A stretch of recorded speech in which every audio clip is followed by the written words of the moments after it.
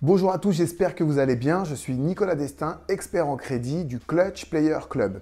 Aujourd'hui, nous allons parler de la Pinel. Nous allons aborder le sujet sur l'immobilier plutôt que sur le crédit cette semaine et aborder un petit peu le sujet de la Pinel. Déjà, il faut savoir une première chose, c'est que la Pinel, elle existe depuis très longtemps. Elle a eu différents noms. Donc, on a eu la Cellier, on a eu la Derobien, on a eu la Duflo et depuis 2014, on a donc la Pinel. À chaque fois, c'est le nom d'un ministre qui est donné à la loi qui prend la suite. Comment est-ce que cela fonctionne concrètement? Concrètement, vous achetez un bien neuf, un appartement neuf. Il faut savoir que dans le passé, on pouvait aussi acheter des pavillons neufs pour le faire, mais depuis l'année dernière, on ne peut acheter que des appartements neufs.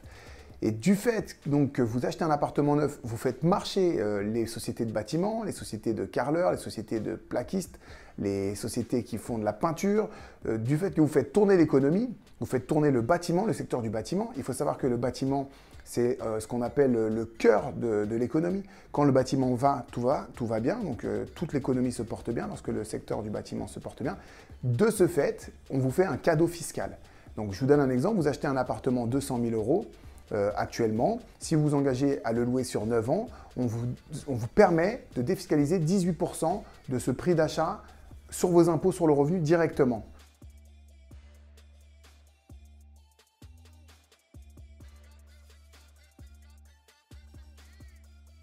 Donc là où vous payez, je ne sais pas, 3 000 euros d'impôts par an, eh bien vous pouvez gommer ces impôts grâce à la Pinel. Voilà, ça c'est le fonctionnement. Ce taux de 18%, il a beaucoup évolué à la baisse progressivement. Au fil des différentes lois fiscales, le taux a diminué, d'accord? Là, en vous engageant sur la Pinel sur 9 ans, vous avez ces 18% d'économie. Si vous vous engagez sur 12 ans, vous vous engagez à le louer sur 12 ans, et bien là, vous pouvez aller jusqu'à 21% du prix d'achat qui est déductible de vos impôts. Donc ça fait que pendant 9 à 12 ans, vous payez beaucoup moins d'impôts, si ce n'est vous n'en payez plus du tout. Donc voilà, c'est comme ça que ça fonctionne. La Pinel a souffert d'une... Pas la Pinel, je dirais plutôt d'ailleurs la Derobien, la Duflo et toutes les lois précédentes ont souffert d'une mauvaise presse dans le passé, puisque avant, les villes qui étaient éligibles à la Pinel, donc à la Duflo, à la Derobien, n'étaient pas encadrées par le gouvernement. Depuis un certain nombre d'années, depuis la Pinel notamment, les villes qui aujourd'hui sont devenues éligibles à la Pinel sont déterminées par le gouvernement directement. C'est-à-dire que si on autorise une ville au processus, eh bien cela veut dire que dans la ville, il y a une grosse demande locative et que ça, c'est avéré, d'accord? Ça a été déterminé par le gouvernement. Pourquoi? Parce que comme je vous dis, à l'époque, ces lois-là ont joui d'une mauvaise presse, notamment sur M6. Il y a une vingtaine d'années, on a eu beaucoup de vidéos qui montraient des projets à 40 km, à 50 km de Bordeaux, dans les champs, de Toulouse, etc., où les promoteurs avaient monté des projets, ces projets avaient été vendus, etc., et on ne trouvait pas de locataires. D'accord? Ça, c'était vraiment l'époque, on va dire. D'ailleurs, on a même des appartements qui se vendaient dans ces immeubles-là au même prix, voire même beaucoup plus cher que des pavillons qui étaient dans le secteur, etc. Donc voilà, difficulté à trouver des locataires à cette époque-là. Depuis que c'est encadré par le gouvernement, les villes éligibles sont forcément des villes où on a une forte demande locative. Donc ce problème-là, il a été réglé dans le passé. D'accord? Donc le titre de la vidéo, c'est « Est-ce que c'est une arnaque ou pas une arnaque ?» Pourquoi? C'est parce que jusqu'à aujourd'hui, il perdure ces préjugés sur la Pinel. Moi, je fais partie de certains groupes d'investisseurs et d'entrepreneurs. Et parfois, dans ces groupes-là, j'ai encore ces informations qui circulent.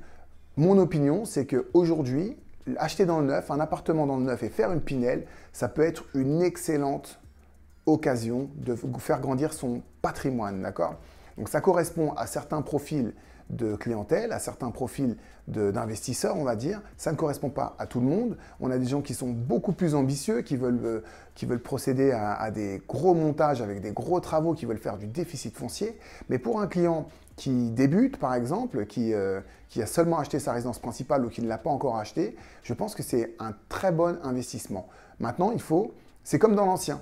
Dans l'ancien, vous avez des bonnes affaires, vous avez des mauvaises affaires. Vous avez des biens qui sont dans le marché, d'autres qui ne sont pas dans le marché. Dans la Pinel, c'est la même chose. Donc dans le neuf, c'est la même chose. Vous achetez un appartement neuf, il faut pas le suracheter. Si vous l'achetez 50% plus cher que l'ancien, eh ben, ça devient une mauvaise affaire. Par contre, si vous achetez du neuf et vous le payez 10, 15, 20% plus cher que l'ancien, eh bien, vous avez une garantie décennale. Pendant 10 ans, le bien, vous n'aurez pas de travaux dessus.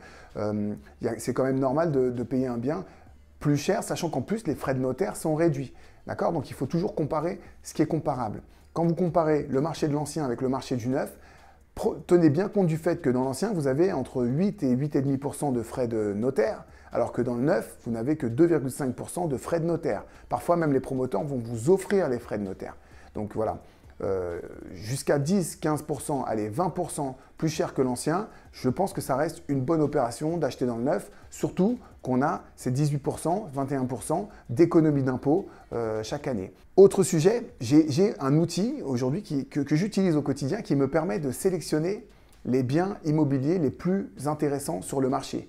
Dans cet outil, vous avez 80% des promoteurs en France qui sont donc comparés. Et donc, chaque lot est comparé et une note sur 20 est attribuée à chaque lot. Donc avec des outils comme ça, et il en existe une multitude, moi j'en utilise un en particulier, mais il en existe une multitude, vous avez la possibilité quand même de mettre en concurrence tous les promoteurs et de vérifier qui est dans le marché, qui n'est pas dans le marché, qui est trop cher, qui n'est pas trop cher, etc. Donc voilà.